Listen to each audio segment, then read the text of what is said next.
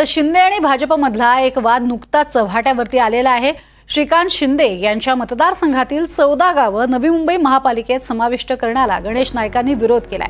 त्यांनी थेट मुख्यमंत्री देवेंद्र फडणवीसांना याबाबत पत्र पाठवलंय। 14 गावांच्या समावेशामुळे नवी मुंबई महानगरपालिकेवर 6000 कोटी रुपयांचा आर्थिक भार पडणार असल्याचं नाईकांनी म्हटलंय।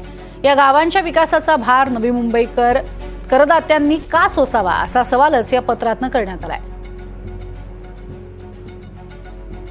तर खासदार डॉक्टर श्रीकांत शिंदे यांच्या कल्याण मतदारसंघातील शीळ तळोजा मार्गालगतची 14 गावं नवी मुंबई महापालिका हद्दीत समाविष्ट करण्याच्या निर्णयाला वनमंत्री गणेश नाईक यांनी विरोध केलाय। यावरनं आता शिंदे आणि भाजप गटातला वादही समोर आलाय।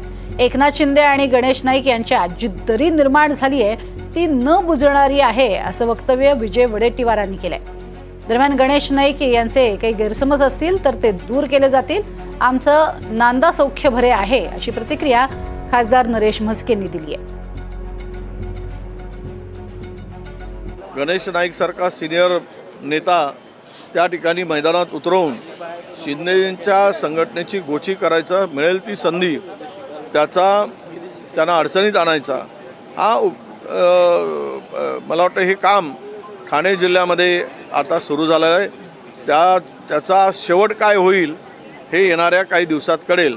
पण मला शेवट जो दिसतो तो मात्र दोघांमध्ये निर्माण झालेली दरी कधी न बुजणारी न मिटणारी दरी असा त्याचा शेवट होईल अशी त्या ठिकाणी परिस्थिती आहे।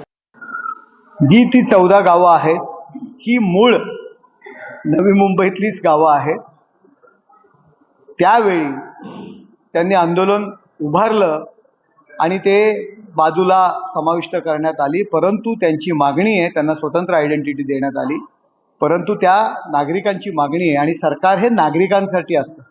14 गावातील सर्व नागरिकांची मागणी आम्हाला नवी मुंबईमध्ये समाविष्ट करावे आणि नाईक साहेबांची सुद्धा पूर्वी तीच मागणी होती। आता ती का मागणी बदलली गेली याचा अभ्यास करावा लागेल।